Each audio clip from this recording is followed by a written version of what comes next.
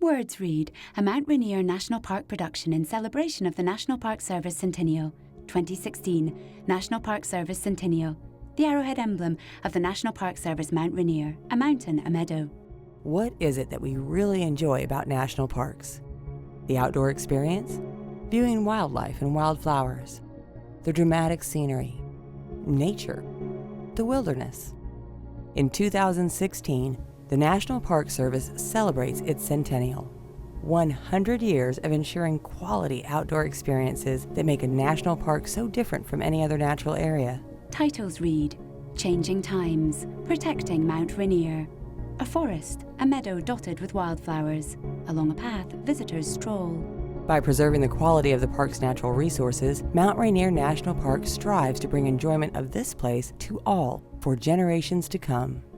Over the last century or more, how we treat park resources has drastically changed, with a better understanding of the impacts of human use and the implications of past resource management approaches. Mount Rainier became the nation's 5th national park in 1899, 17 years before the National Park Service was created in 1916. Those early years saw an explosion of growth and recreation in the fledgling park.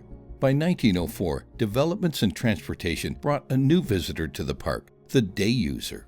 Day users quickly outnumbering the dedicated outdoorsmen, campers, and climbers that first explored the park. Black and white photographs. By a forest, early 20th century open-top buses parked in front of railroad cars. Through a forest, along a dirt track, 2 open-top old-fashioned cars. Surrounded by trees, a log gas station with a triangular roof in front of the station. A man holds onto a gas pump. In a meadow, an old-fashioned truck. A man rests his foot against the running board. An old-fashioned open-top National Park bus. Many of the passengers dressed in 1930s style wear hats. A couple of the men wear bow ties.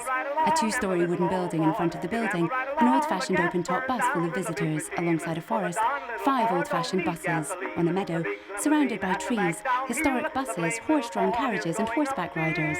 Along the foothills of Mount Rainier, an old-fashioned bus with visitors.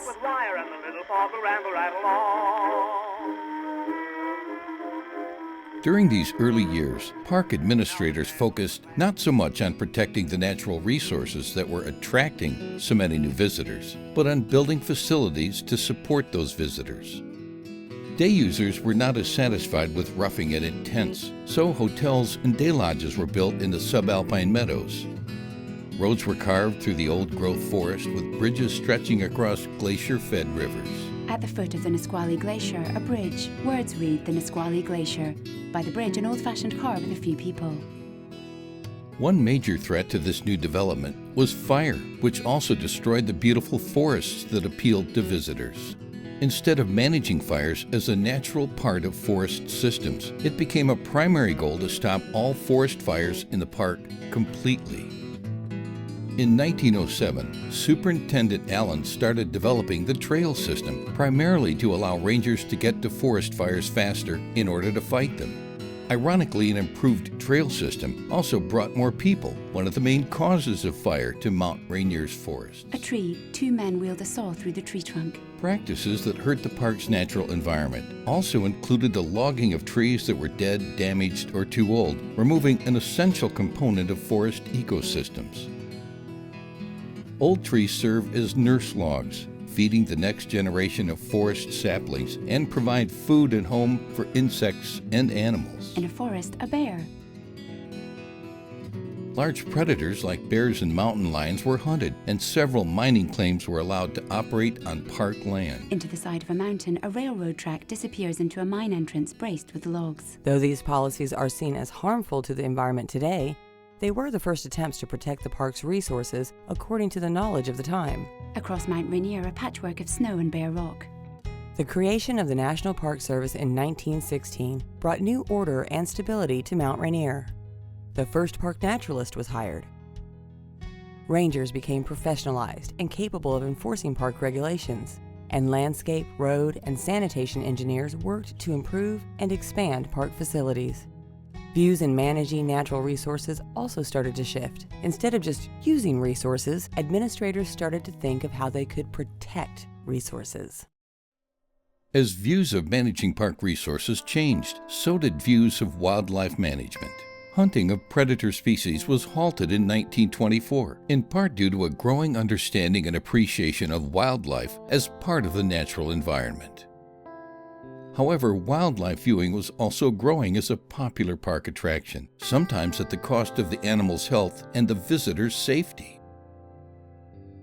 Early park administrators also believed they needed to correct the natural lack of fish in Mount Rainier's many lakes and started stocking them with fish.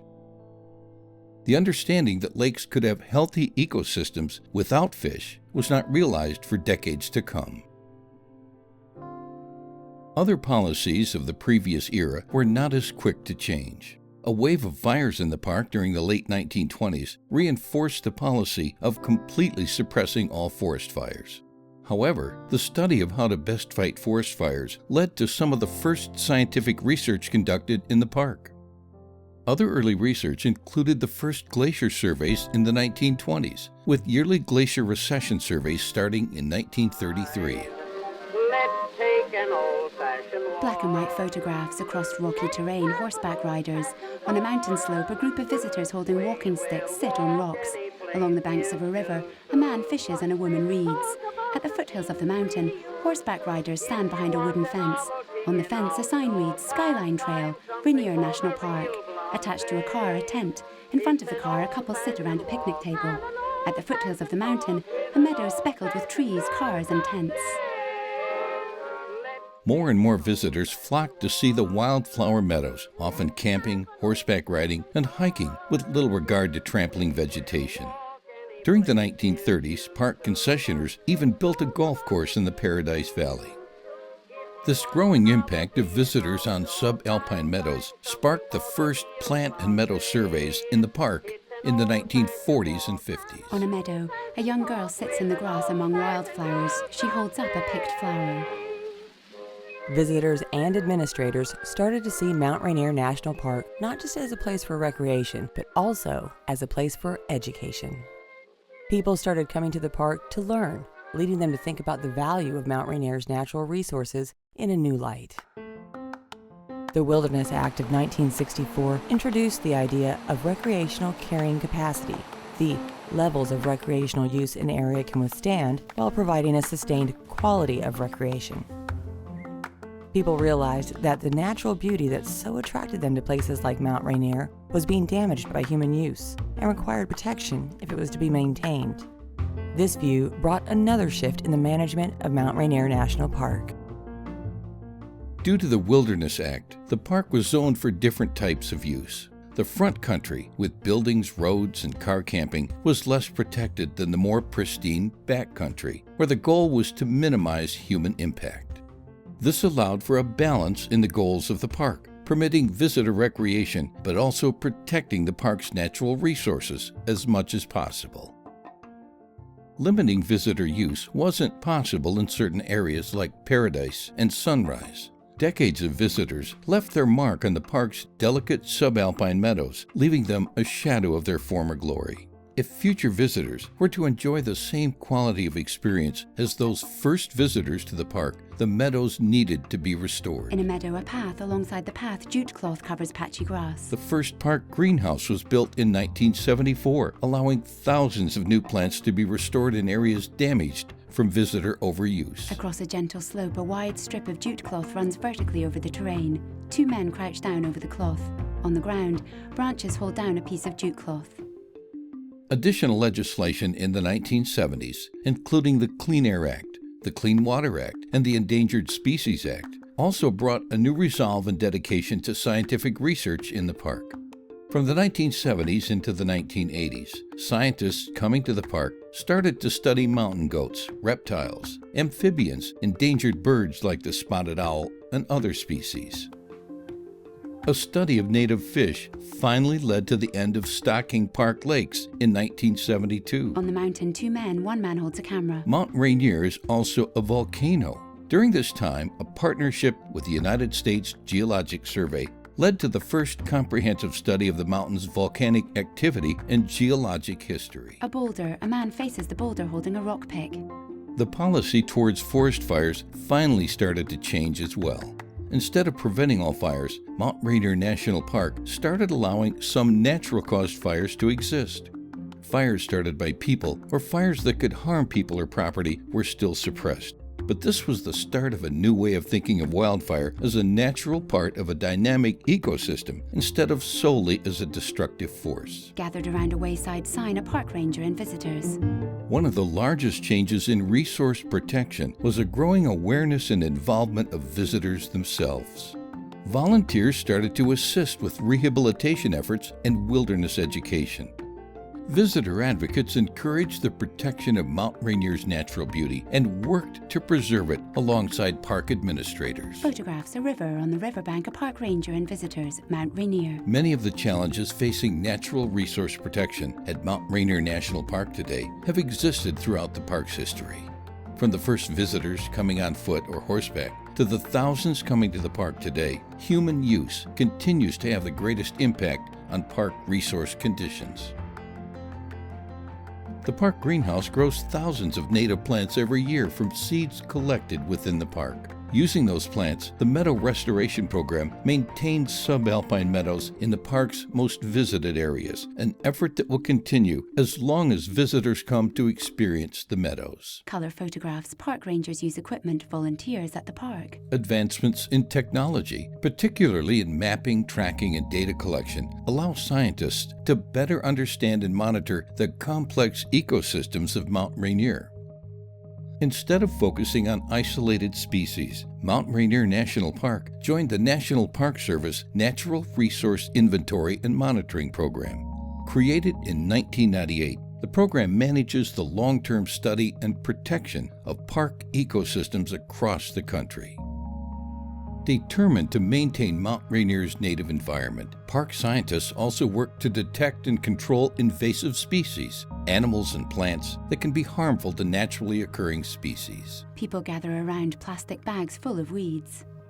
The park is also planning for the future in order to best protect natural resources from new challenges. One of the most important considerations is climate change. Changing climate conditions have the potential to drastically alter the park's environment, affecting everything from glaciers, water resources, and air quality to the distribution and long-term survival of plant and animal species. Visitor education and involvement will continue to be key in mitigating future threats and protecting the park's natural resources. Around a lake, visitors stroll. It's easy to look back at the mistakes of the past and wonder why people didn't do things differently.